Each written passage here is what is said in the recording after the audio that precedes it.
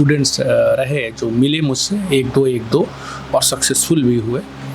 तो एक मिशन के तौर पर ये चला, मैं अकेला ही चला था जानिबे मंजिल, मगर लोग साथ आते गए और कारवां बनता गया। तो ज़्यादा 160 आए और 65 फाइनली क्वालिफाई किए, और 65th में 82 लोग आए और 35 उसमें क्वालिफाई किए। इसके अलावा अगर कॉमन मॉक में क्या होता है कि कम से कम अगर 1 महीने बाद उनका एग्ज़ाम है और कॉमन में डेली वो आके इंटरव्यू देते हैं, तो 30 इंटरव्यू वो दे चुके होते हैं। एक 30वां जाएंगे बीपीएससी देने के लिए, तो बहुत लेवल ऑफ कॉन्फिडेंस बढ़ जाता है। तो ये जो डेली अभी आपसे हमने कहा कि हाउ टू कम, क्या मैं आ सकता हूँ, क्या मैं बैठ सकता हूँ, कैसे विश करना है, कैसे आना है, फिर कैसे जवाब देना है और कभी गलत जवाब नहीं देना है, ये तो इंटरव्यू का बेसिक है थीम कि इंटरव्यू में कभी गलत जवाब तो मत दीजिएगा। Hello everyone, welcome to aspirant live. अभी हम सफ़ी हाउस में हैं जो कि पटना में है। हम सर्वर सर के पास हैं। सर्वर सर के यहाँ से 100+ स्टूडेंट बीपीएससी में सेलेक्ट हो चुके हैं। सर बीपीएससी स्टूडेंट को इंटरव्यू का गाइडेंस देते हैं। तो आज हम इस वीडियो में जानते हैं कि सर का ऐसा मोटिवेशन कहाँ से आया, और सर जो भी ये गाइडेंस देते हैं वो सब फ्री ऑफ कॉस्ट होता है, इसका 1 भी रुपया सर चार्ज नहीं लेते हैं। तो हम सर से बात करते हैं कि सर ने कैसे स्टार्ट किया, कैसे जानने की, स्टूडेंट आते हैं तो कैसे सर से डिस्कशन करते हैं। तो चलिए सर से बात करते हैं।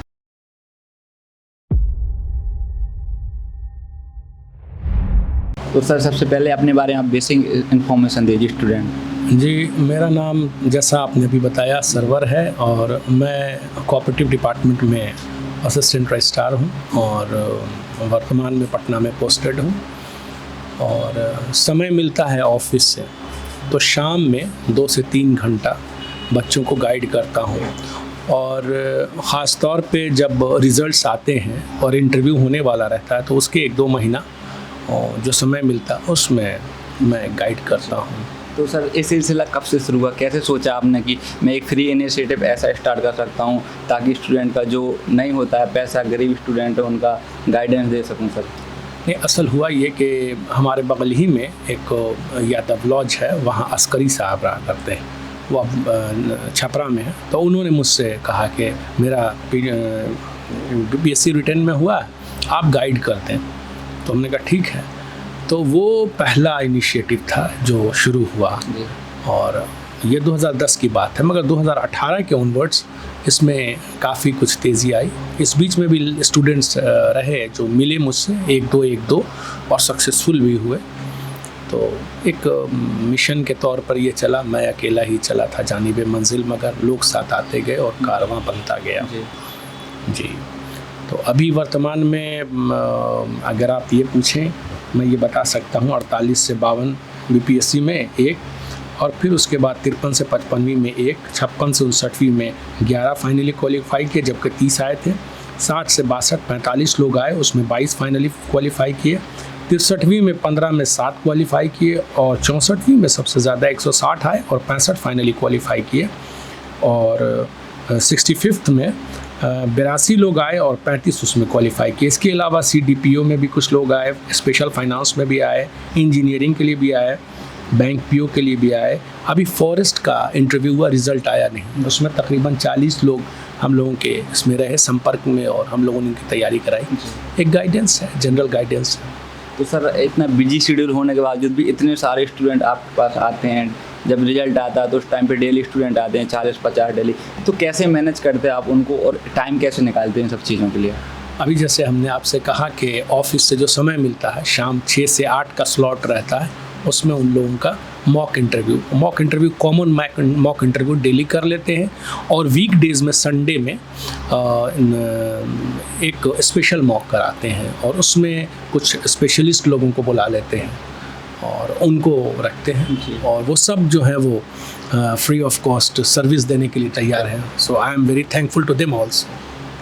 जैसे सर आपने बताया कि आप अभी बताया कि बहुत सारे स्टूडेंट आपके यहाँ आते हैं जब इंटरव्यू का टाइम चलता है, तो सर आप सारे स्टूडेंट को एक साथ बिठा के करते हैं कि जैसे कि हमने कई कोचिंग स्टूडेंट मॉक देखें कि एक स्टूडेंट को अंदर बुलाते हैं, या फिर आपस में ग्रुप डिस्कशन होता है सर? हाँ, ये जो आपने अभी कहा, ये हमारा ये मानना है कि जो स्टूडेंट्स अलग अलग हैं वो तो हम वीकडेज़ में भी आपसे कहा संडे को स्पेशल मॉक में कराते हैं, मगर कॉमन मॉक में क्या होता है कि कम से कम अगर 1 महीने बाद उनका एग्ज़ाम है और कॉमन में डेली वो आके इंटरव्यू देते हैं, तो 30 इंटरव्यू वो दे चुके होते हैं। एक 30वां जाएंगे बीपीएससी देने के लिए, तो बहुत लेवल ऑफ कॉन्फिडेंस बढ़ जाता है। जी। एक दूसरी चीज़ ये कि वो लड़के सब साथ बैठते हैं, तो बोर्ड ऑफ डायरेक्टर्स जो इंटरव्यू में होते हैं वो 5-6 होते हैं, यहाँ पर हमारे साथ 5-6 तो होते ही हैं, प्लस 20-25 जो हैं वो बच्चे बैठे रहते हैं। तो उनको जो सेल्फ कॉन्फिडेंस है वो होता है कि मैं तो तकरीबन 30 आदमी को झेल चुका हूँ साहब, तो it's very easy for me.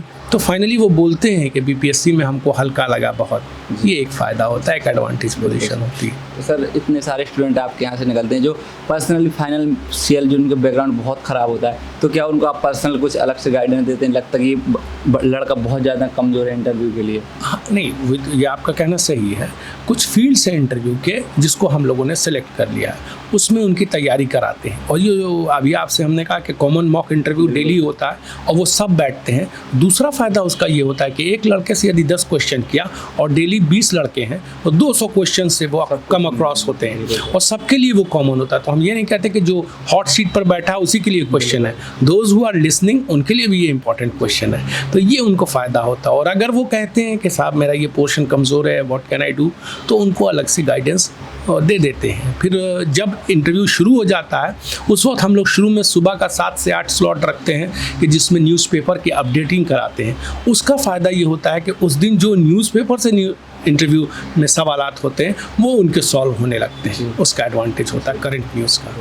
जैसे कि देखा जाए तो अभी आप बीपीएससी गाइड कर रहे हैं, और बताए तो आप इसके अलावा आप कुछ आगे जैसे कि और अदर एग्जाम में बिहार स्टेट के देंगे तो उनके लिए गाइडेंस काफ़ी एग्जामों में इंटरव्यू होते हैं। हाँ, जिन एग्ज़ाम्स में इंटरव्यू होते हैं, अब नतीजा ये है कि इसको देखते हुए कई एग्ज़ाम्स, अभी जैसे आपसे हमने कहा कि फॉरेस्ट वाले जुड़े, अब ESI वाले, इन्फोर्समेंट सब इंस्पेक्टर वाले, वो लोग आ रहे हैं। तो उनको भी हमने कहा ना, मेरी भी तो लिमिटेशंस है, तो और टाइम का भी लिमिटेशन है।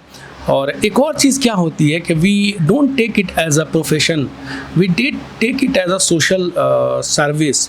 तो वो लड़के जो यहाँ से क्वालिफाई किए हैं वो, अब जैसे मिसाल के तौर पर अभी हमारे पास जमाल भाई आए हुए हैं, ये एजुकेशन डिपार्टमेंट से, इनको यदि समय मिलता है ये आ जाते हैं, या इस तरह के जो भी लोग हैं, गणेश जी हैं, ऑल दोस्त, आलोक जी हैं और सद्दाम जी हैं, अभी वहाँ पर बेतिया में DYSP ट्रेनी DSP हैं, राजीव जी हैं, लेबर इन्फोर्समेंट ऑफिसर हैं, फरहान दानिश हैं, वो डिस्ट्रिक्ट ऑडिट ऑफिसर है। मैं सबका, मैंने अगर कोई नाम छूट गया हो तो चूँकि हम लोग परिवार की तरह हो जाते हैं। जब ये अभी आपसे हमने कहा तो वो दे आर रेडी कि सर मैं पटना आया हूँ, यदि आप कहिए तो जुल्फ़िकार साहब हैं, वो म्यूनसिपल एग्जीक्यूटिव ऑफिसर हैं, कुंदन जी हैं, उसमें उनका बड़ा रोल रहा, कुंदन जी का भी, वो ब्लॉक माइनॉरिटी वेलफेयर ऑफिसर है, भी मुजफ्फरपुर में पोस्टेड है, उनका भी बहुत बड़ा रोल रहा है। इधर बहुत सी जो महिला कैंडिडेट है वो आ जाती हैं तो उसका भी फ़ायदा होता है। इस बार तो 2-3 महिला, पल्लवी जी और हमको लगता है चिंकी जी और कामिनी जी एंड सो मेनी, जो DYSP इस बार निकाला उन्होंने। एजुकेशन डिपार्टमेंट में भी हमने आपसे कहा कि हमारे बगल में बैठे हुए हैं जी, जमाल जी, और इसी तरह से सभी लोग। सर देखा जाए तो आप इतने सारे स्टूडेंट से इंटरव्यू लेते हैं, मॉक इंटरव्यू जो होता है, तो आपको क्या एक लगता है कि एक गलती सब में पाई जाती है कि ये गलती स्टूडेंट अधिकतर करते हैं, तो क्या देखा आपने?